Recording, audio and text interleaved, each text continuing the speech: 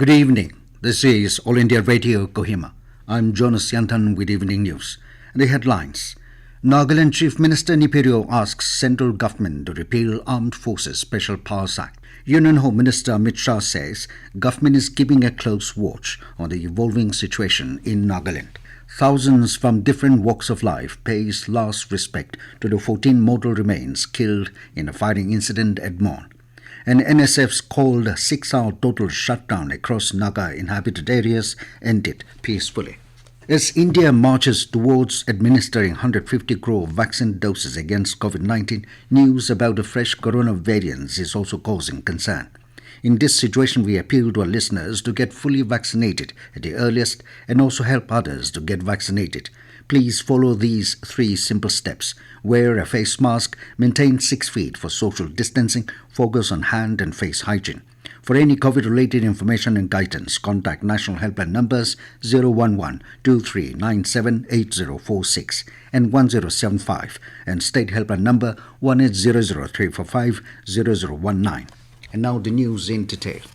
Nagaland Chief Minister Neiphiu has asked the central government to repeal the Armed Forces Special Powers Act, AFSPA, from the state of Nagaland. Terming AFSPA as draconian law, he demanded for the removal of the act.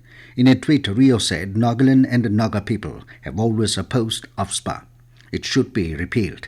The renewed demand comes after the killing of 14 civilians in Mon district during a botched anti-insurgency operation by the Indian Army.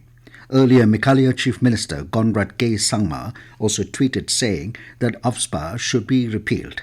It may be mentioned that in June, the Ministry of Home Affairs had extended AFSPA in Nagaland for another 6 months, and it will remain in force until December 31.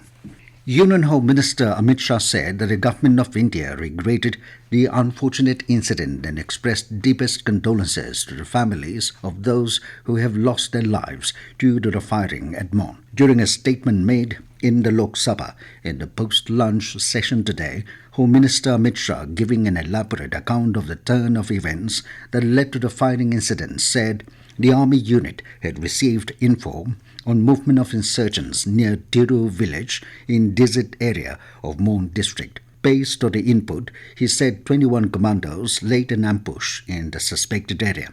By that time, he said a speedy vehicle reached there, trying to flee, though it was signaled to stop.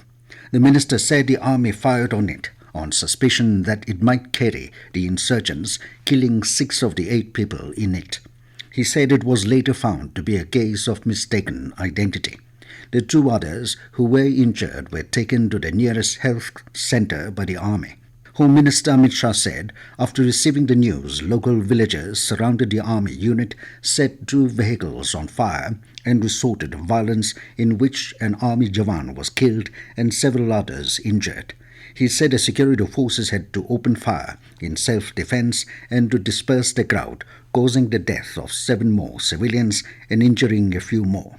Home Minister Shah further said an FIR has been registered with the nearest police station and the case has later been transferred to the State Crime Police Station, considering the complexity of the case. Further, Amit Shah said on the next day on Sunday, a mob of about 250 people tried to ransack the company operating base of Assam Rifles at Mon Town.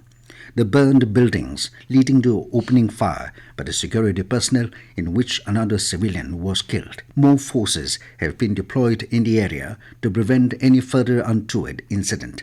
Home Minister Amit Shah said an additional secretary of the Union Home Ministry in charge of the Northeast has been deputed to Kohima, who held discussions with the senior officials of the state this morning. He said it has been decided that all agencies should ensure that no such unfortunate incident recurs in future while undertaking operations against insurgents. Amit Shah said the government is keeping a close watch on the evolving situation in the region and necessary measures are being taken to ensure peace and tranquility there. This news comes to you from All India Radio, Kohima. You can also listen to this news bulletin on a YouTube channel, AIR News Kohima.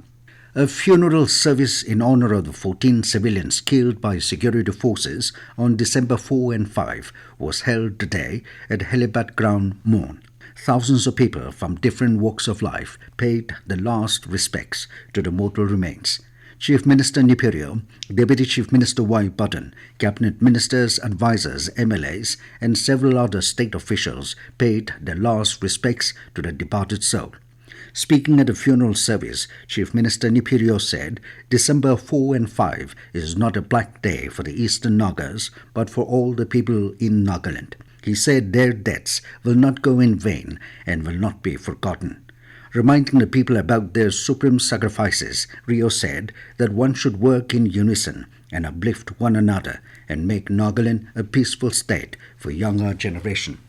The Naga Students Federation NSF today held a 6-hour total shutdown from 6 a.m. to 12 noon across Naga inhabited areas, condemning the killing of the civilians by security forces in Mon. Addressing a press conference in Kohima, NSF President Kegwanhu Deb said that the 6-hour band was successfully conducted by its federating units and subordinate bodies. He informed that during the shutdown, there were confrontations between the NSF volunteers and security forces in 3 locations, Kohima, Dimapur and Melluri. Saying that the government should feel the pulse and sentiments of the people, the student leader appealed for the cancellation of Hornbill Festival. If the government is adamant to cancel the festival, he appealed to the general public to refrain from participating in the Hornbill Festival. He said repealing the contentious Armed Forces Special Powers Act (ASPA) will be the best way to honor the sacrifices of the deceased. Hoping that the SIT probe can bring in the desired justice, the NSF appealed to the government to set up a court-monitored committee headed by a retired Supreme Court or High Court judge in order to ensure a fair and impartial probe. To prove the government's sincerity in seeking for the removal of AFSPA, the Federation demanded for a special session of the Nagaland Legislative Assembly to discuss the matter and recommend its revocation to the central government. Considering the prohibitory order issued by the Deputy Commissioner Mon due to the prevailing situation in Mon district, Nagaland School Education Department has postponed the examinations to be conducted in all government and private schools, State Board, CBSE, functioning within Mon district till further orders. Principal Director School Education said further directives regarding rescheduling of the examinations will be issued in due course of time. The nation is paying tributes to Bharat Ratna Dr. B.R. Ambedkar on his 65th Mahaparinirvan Divas or death anniversary today. A number of functions are being organized all over the country to highlight the contribution of Dr. Ambedkar in nation building. President Ramnath Kovind, Vice President M. Venkaiah Naidu, Prime Minister Narendra Modi, Lok Sabha Speaker Om Birla, Rajya Sabha Deputy Chairman Harivansh, Social Justice and Empowerment Minister Dr. Virendra Kumar, Parliamentary Affairs Minister Prahlad Joshi, Union Ministers, Members of Parliament paid floral tributes to the architect of the Constitution at his statue in the Parliament House complex in New Delhi. And now 20 News, here are the main points again.